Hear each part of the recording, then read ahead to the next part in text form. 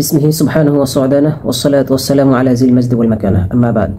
কথা বলছিলাম প্রচলিত সামাজিক পন্থায় কুরবানির গোশত বণ্টন নিয়ে। আসলে বিভিন্ন এলাকায় বিভিন্ন ধরনের প্রচলন রয়েছে। সামাজিক কোথাও কোথাও এমন আছে যে কুরবানির গোশত যারা কুরবানি দিয়েছে তারা পরিপূর্ণ অথবা 3 ভাগের 1 ভাগ তারা সমাজে ওই গোশতটি পৌঁছে দেয়, আর ওই গোশতর যারা বণ্টনের দায়িত্বশীল যারা রয়েছে তারা গ্রামের প্রতিটা বাড়িতে অথবা যারা কুরবানি দেয়নি তাদের বাড়িতে বাড়িতে পৌঁছে দেয়। তো এটা হলো সমাজ ব্যবস্থা বা সমাজ বণ্টনের পদ্ধতি, বা অন্যান্য জায়গায় এর চেয়েও ভিন্নভাবে প্রচলন রয়েছে। এখন কথা হলো যে প্রচলিত যে পদ্ধতিতে আমরা গোশত বণ্টন হয় এটা শরীয়তসম্মত কিনা। তো শরীয়তসম্মত কিনা এই কথা বলার আগেই কথা বলতে হয় এর সমস্যাগুলো তুলে ধরা। তো সমস্যাগুলো 4টি ভাবে আমি পরিলক্ষিত করতে পারছি, বা আমি 4টি সমস্যা দেখতে পারছি স্পষ্ট।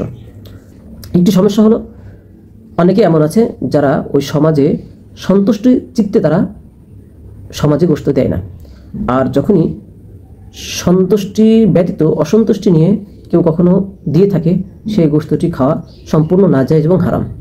এই বিষয়ে আল্লাহ তাআলা কোরআনের মধ্যেই বলছেন, ইয়া আইয়ুহাল্লাযীনা আমানু লা তাকুলু আমওয়ালাকুম বাইনাকুম বিল বাতিল।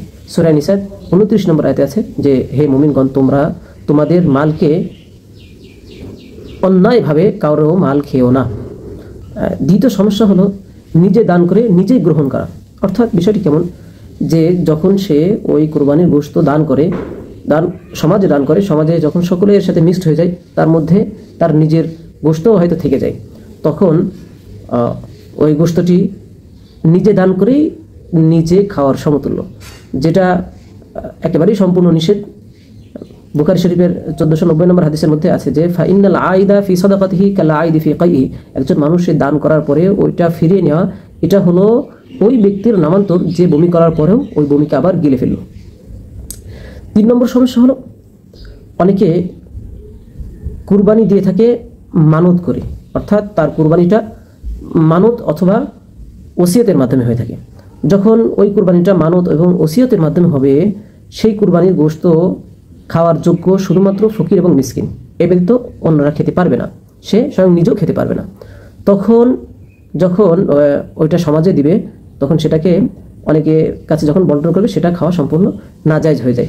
এটা হাশিয়াত ইবনে আবিদিন তথা ফতোয়া শামী সহ বিভিন্ন কিতাবেতে এই বিষয়ে আলোচনা আছে। আর চতুর্থ বিষয় হলো অনেক সময় শরিকানা যেই পশু কুরবানি দেওয়া হয় সেখানে গোশত বণ্টন হওয়া বা মাপার পূর্বেই ওই সমাজে গোশতটি দিয়ে থাকে অনেক এলাকাতে, বা প্রয়োজনে দিতে হয়। তখন বিষয়টি এমন হয়ে যায় যে শরিকানা জিনিসে ভাগ হওয়ার পূর্বেই সেখানে পৌঁছে দেওয়া, যেটা হলো সম্পূর্ণ নিষেধ এবং সেটা খাওয়া অবৈধ হয়ে যায়। কারণ সেই মুশাআকে অর্থাৎ বণ্টিত বিষয়কে মানে বণ্টন করার আগেই সেখানে পৌঁছে দেওয়া হয়। তো এটা একটি সমস্যা, তখন ওই গোশতটি খাওয়া এক ধরনের নাজায়েজ হয়ে যায়। তো এই 4টি সমস্যা যখন সম্মুখীন হয়ে যায় আমরা, তখন আমরা প্রচলিত এই সমাজ ব্যবস্থায় যে গোশত বণ্টন এটাকে আমরা নাজায়েজ বলতে আমরা বাধ্য হই আর কি। তবে হ্যাঁ, সম্পূর্ণভাবে নাজায়েজ বলাটা কষ্টসাধ্য। তবে এই সমস্যাগুলো যদি না থাকে, সমস্যা থেকে যদি উত্তরণের কোনো পন্থা থাকে তাহলে তো মাশাআল্লাহ ভালো। অন্যথায় যদি এমনভাবে প্রচলন থাকে তাহলে অবশ্যই এটা বর্জনীয় এবং এটা ছেড়ে দেওয়া আমাদের কর্তব্য। তবে হ্যাঁ, এমন ব্যবস্থা আছে কিনা আমার জানা নেই, তবে না থাকাটাই স্বাভাবিক।